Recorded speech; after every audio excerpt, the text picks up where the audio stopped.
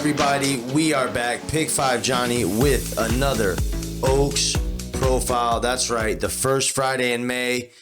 It's your third profile, and we are going with none other than Defining Purpose. That's right, Defining Purpose, the horse that just won the Ashland not too long ago at my favorite place, Keeneland.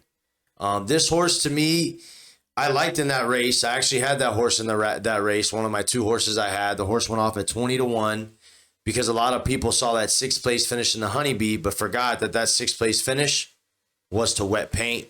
Let's go ahead and talk about her career a little bit. We'll get into that Ashland race, look at the replay, and then I'll give you a couple thoughts, maybe a couple check marks she does check off, and maybe some of the things she doesn't. All right, so she started her career, got a fifth place finish at Keeneland, actually. So around October in Keeneland, her 2-year-old season, then broke her maiden at Churchill. All right. From there, a lot of horses, when they break their maiden at Churchill and they do it impressively, these connections will take these horses to stakes races, 2-year-old stakes race. So that's what they did. They took this horse to the 2-year-old stakes race where she didn't win, but she finished behind Hoosier Philly and Pretty Mischievous, two horses. Well, I know definitely Pretty Mischievous. I don't know about Hoosier Philly, but two horses that will be in the Oaks. So she was already running against good company. Then she came back, started her 3-year-old season. All right, she had a win on New Year's Eve, so that was still her 2-year-old year. Then she came back and had a third in the Martha Washington, which is actually a really impressive third, to Tax and wet paint, right? So that was impressive. Then came back in the Honeybee. And that was a little bit more stiffer competition, I felt like, than the Martha Washington. Bigger field, very competitive. And, of course, you still had Wet Paint in there, which to me is the leader of this filly division. And so she got 6, but it was against Wet Paint. So 2 of her losses as a 3-year-old are against Wet Paint. Yes, she finished behind other horses, but mostly Wet Paint is the one that wins that race. We really, I think she could have finished in the 6th place finish. She could have finished anywhere between 6th, 3rd, 2nd, depending on the trip. And then in the 3rd place in the Martha Washington, she could have easily finished 2nd there. But nobody was beating Wet Paint. So she's had 2 good runs there. So I liked her coming back in the Ashland. And now let's take a look at that race as she looked pretty good. We'll start on the backstretch going into the turn. All right, so right now she's the number 6 sitting just off the pace. Now, I will say this. She did get a little bit of a dream trip just off the pace. It wasn't too hot. It wasn't too slow. And now she starts to make her moves slowly but surely. The jockey's not really asking, which is what you want. And she's gaining on the horse slowly but surely. Slowly but surely, pinning that horse against the rail. They go 111, not bad. Jockey isn't asking yet. Now he starts to ask her. She starts to pick it up.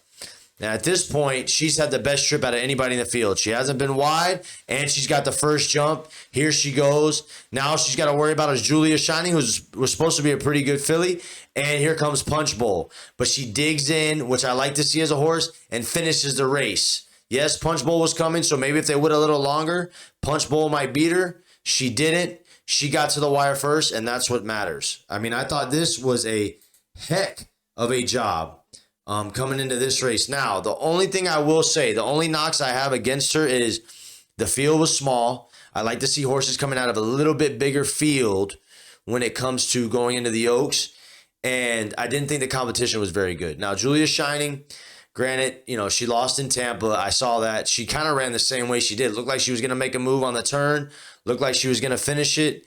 And she didn't. She kind of just died out. And then Wonder Wheel was Wonder Wheel. What I thought all along. I never expected Wonder Wheel to be anything special. And like I said, you lose at Tampa, you lose a lot of my respect, honestly. Now, saying that, I can go back and think about horses that have had success that have lost in certain stakes races, mostly older division races. Okay, so if I'm talking strictly 3-year-olds, yeah, when they're losing at Tampa, when they're even winning at Tampa, I don't want them.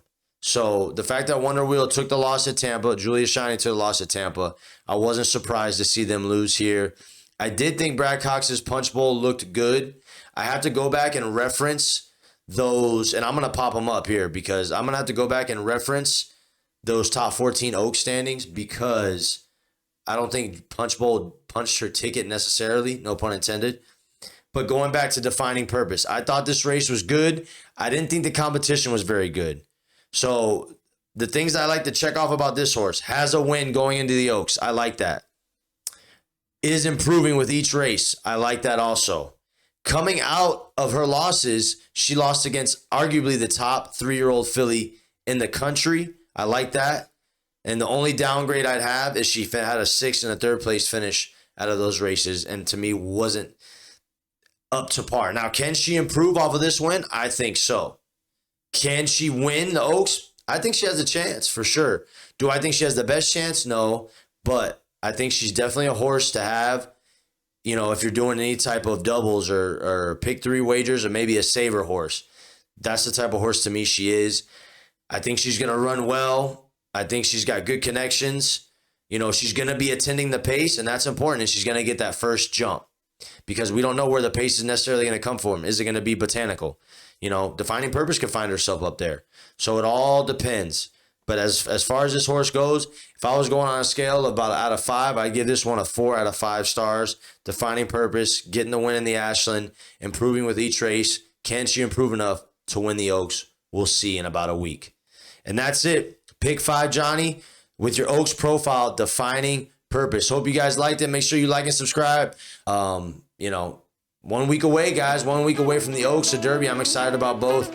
Excited to give you guys more and more content. Appreciate you guys. Pick 5 Johnny out.